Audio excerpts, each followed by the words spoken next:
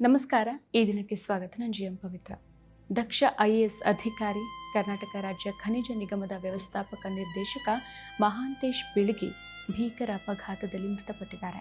ಜೇವರ್ಗಿಯಲ್ಲಿ ನಡೆದಂಥ ಅಪಘಾತದಲ್ಲಿ ಮಹಾಂತೇಶ್ ಬೀಳ್ಗಿ ಹಾಗೂ ಸೋದರ ಸಂಬಂಧಿಗಳು ಸಂಚರಿಸ್ತಾ ಇದ್ದಂಥ ಕಾರು ನಿಯಂತ್ರಣ ತಪ್ಪಿ ಪಲ್ಟಿಯಾಗಿದೆ.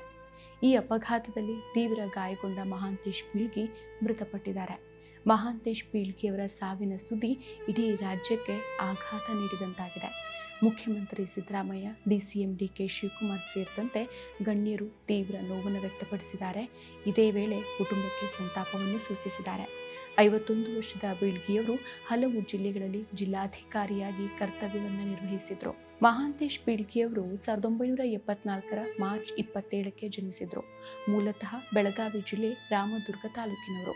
ಅವರ ಪೋಷಕರು ಕೂಲಿ ಕೆಲಸ ಮಾಡಿ ಕುಟುಂಬವನ್ನು ನಿರ್ವಹಿಸ್ತಾ ಇದ್ರು. ತಮ್ಮ ಬಾಲ್ಯದಲ್ಲಿ ತಾನು ಮತ್ತು ತಮ್ಮ ಸಹೋದರರು 5ನೇ ವಯಸ್ಸಿನಿಂದ ಹೇಗೆ ಕಷ್ಟಪಟ್ಟರು ಅನ್ನೋದನ್ನ ಬೀಳ್ಗಿಯವರು ಹಲವಾರು ಸಂದರ್ಶನಗಳಲ್ಲಿ ನೆನಪಿಸಿಕೊಂಡಿದ್ದಾರೆ. ಮೃತರಿಗೆ ಪತ್ನಿ ಮತ್ತು ಮಕ್ಕಳಿದ್ದು ಇವರು ಬೆಂಗಳೂರಿನಲ್ಲಿ ನೆಲೆಸಿದ್ದಾರೆ. ಕಡು ಬಡತನದಲ್ಲಿ ಬೆಳೆದಂಥ ಮಹಾಂತೇಶ್ ಬೀಳ್ಗಿಯವರು ಉನ್ನತ ಸ್ಥಾನಕ್ಕೇರಿದ ಮಾದರಿ ವ್ಯಕ್ತಿತ್ವ. ಬೆಳಗಾವಿ ಜಿಲ್ಲೆಯ ರಾಮದುರ್ಗ ಪಟ್ಟಣದ ನವಿಪೇಟೆಯ ಮಹಾಂತೇಶ್ ಬೀಳ್ಗಿಯವರು ಬಾಲ್ಯದಲ್ಲಿ ಒಂದು ಹೊತ್ತು ಊಟಕ್ಕೂ ಸಹ ಪರದಾಡಿದರು. ಸಣ್ಣ ಸಣ್ಣ ಕೆಲಸಗಳನ್ನು ಮಾಡುತ್ತಾ ವಿದ್ಯಾಭ್ಯಾಸ ಪೂರೈಸಿದ ಬೀಳ್ಗಿಯವರು ರಾಜ್ಯವೇ ಮೆಚ್ಚುವ ದಕ್ಷ ಅಧಿಕಾರಿಯಾಗಿ ಹೆಸರು ಮಾಡಿದರು. ಇನ್ನು ಬೆಳಗಾವಿ ಜಿಲ್ಲೆಯ ರಾಮದುರ್ಗ ಪಟ್ಟಣದ ನವಿಪೇಟೆನಲ್ಲಿರುವಂತಹ ನಿವಾಸದ ಎದುರು ಸಂಬಂಧಿಕರು, ಆಪ್ತರು, ಗ್ರಾಮಸ್ಥರು, ಅಭಿಮಾನಿಗಳು ಜಮಾವಣೆಗೊಂಡಿದ್ದಾರೆ. ಸಾವಿನ ಸುದ್ದಿ ಕೇಳಿ ಮನೆಯತ್ತ ಧಾವಿಸಿದ ಮಹಾಂತೇಶ್ ಬೀಳ್ಗಿಗೆ ಕಲಿಸಿದ ಗುರುಗಳು, ಸ್ನೇಹಿತರು ಮನೆಯತ್ತ ಆಗಮಿಸಿದ್ದಾರೆ. ಮಹಾಂತೇಶ್ ಬೀಳ್ಗಿ ಸ್ನೇಹಿತರು, ಆಪ್ತರು ಭಾವುಕರಾಗಿದ್ದಾರೆ. 2 ಹೊತ್ತು ಊಟ ಮಾಡದಷ್ಟು ಕಡು ಬಡತನದಲ್ಲಿ ಮಹಾಂತೇಶ್ ಬೆಳೆದಿದ್ರು ಅಂತ ಆಪ್ತರು ಹೇಳ್ಕೊಳ್ತಿದ್ದಾರೆ. ಡಿಗ್ರಿವರೆಗೂ ರಾಮದುರ್ಗದಲ್ಲಿ ಓದಿದ ಮಹಾಂತೇಶ್ ಬಳಿಕ ಕರ್ನಾಟಕ ಯೂನಿವರ್ಸಿಟಿ ಧಾರವಾಡದಲ್ಲಿ ತಮ್ಮ ವಿದ್ಯಾಭ್ಯಾಸವನ್ನು ಮುಂದುವರಿಸ್ತಾರೆ. ತಂದೆ ಮೃತಪಟ್ಟ ಬಳಿಕ ತಾಯಿ 4 ಜನ ಮಕ್ಕಳನ್ನು ಸಾಕಿ ಸಲುಹಿದ್ರು.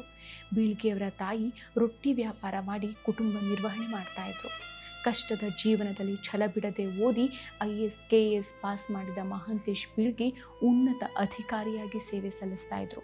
ಕಷ್ಟಪಟ್ಟು ಓದಿ KASನಲ್ಲಿ 4ನೇ ರ್ಯಾಂಕ್ ಪಡೆದಿದ್ರು ಅಂತ ಸ್ನೇಹಿತರು ಈ ಸಮಯದಲ್ಲಿ ಭಾವುಕರಾಗ್ತಿದ್ದಾರೆ. ದಾವಣಗೆರೆಯ ಜಿಲ್ಲಾಧಿಕಾರಿಯಾಗಿ ಬೆಸ್ಕಾಂ MDಯಾಗಿ ಕಾರ್ಯನಿರ್ವಹಿಸಿದ ಇವರು ಬಡವರನ್ನ ಕಂಡ್ರೆ ಮನ ತುಂಬಿ ಬರ್ತಾ ಇತ್ತು. ವಿದ್ಯಾರ್ಥಿಗಳಿಗೆ ಸಮಯ ಸಿಕ್ಕಾಗೆಲ್ಲ ಪ್ರೋತ್ಸಾಹ ಕೊಡೋದನ್ನು ತಪ್ಪಿಸ್ತಾನೆ ಇರಲಿಲ್ಲ.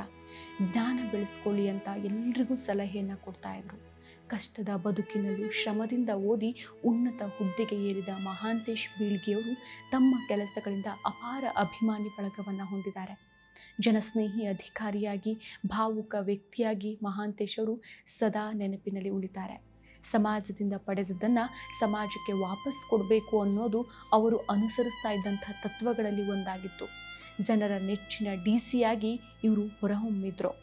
ಬೀಳ್ಗಿಯವರು ಕಷ್ಟಪಟ್ಟು ಓದಿ ಮೊದಲು KAS ಅಧಿಕಾರಿಯಾಗಿ, ಆನಂತರ IAS ಹುದ್ದೆಗೆ ಬಡ್ತಿ ಪಡೆದು ಉನ್ನತ ಸ್ಥಾನಕ್ಕೇರಿದ್ರು. ಅವರ ಈ ಸಾಧನೆ ಅನೇಕ ಯುವಕರಿಗೆ ಪ್ರೇರೇಪಣೆಯಾಗಿತ್ತು. 2012ರ ಕರ್ನಾಟಕ ಕೇಡರ್ನ IAS ಅಧಿಕಾರಿಯಾಗಿ ಇವರು ಆಯ್ಕೆಯಾಗಿದ್ದರು. ಪ್ರಸ್ತುತ ಇವರು ಕರ್ನಾಟಕ ರಾಜ್ಯ ಖನಿಜ ನಿಗಮದ ವ್ಯವಸ್ಥಾಪಕ ನಿರ್ದೇಶಕರಾಗಿದ್ದರು. ಬೆಸ್ಕಾಂ MD, ದಾವಣಗೆರೆ DC, ಉಡುಪಿ ಸೇರಿದಂತೆ ಕರ್ನಾಟಕದ ಬೇರೆ ಕಡೆ ಕಾರ್ಯನಿರ್ವಹಿಸಿದರು.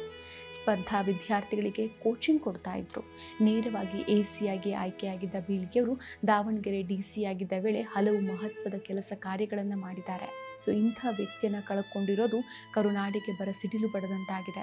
ಕಳೆದ 7-8 ತಿಂಗಳ ಹಿಂದೆ ಅವರ ತಾಯಿ ನಿಧನರಾದಾಗ ಅವರ ತೋಟದಲ್ಲಿ ಅಂತ್ಯಕ್ರಿಯೆಯನ್ನು ಮಾಡಲಾಗಿತ್ತು. ಈಗ ಅವರ ಸಮಾಧಿ ಪಕ್ಕದಲ್ಲೇ ಅಂತ್ಯಕ್ರಿಯೆ ಮಾಡೋಕ್ಕೆ ನಿಶ್ಚಯಿಸಲಾಗಿದೆ. ಈ ದುರ್ಮರಣ ಇಡೀ ರಾಜ್ಯಕ್ಕೆ ಆಘಾತವನ್ನು ತಂದಿದ್ದಂತೂ ಹೌದು. ಇನ್ನು ರಾಜ್ಯಕ್ಕೆ ದೊಡ್ಡ ಕೊಡುಗೆ ಕೊಡುವವರಿದ್ದರು. ಹೆಚ್ಚಿನ ಸೇವೆ ಮಾಡುವ ಬಯಕೆಯನ್ನು ವ್ಯಕ್ತಪಡಿಸಿದರು. ಇಡೀ ರಾಜ್ಯಕ್ಕೆ ತುಂಬಲಾರದ ನಷ್ಟ ಅಂತ ಸ್ಥಳೀಯರು ತಮ್ಮ ನೋವನ್ನು ಹೇಳ್ಕೊಳ್ತಿದ್ದಾರೆ.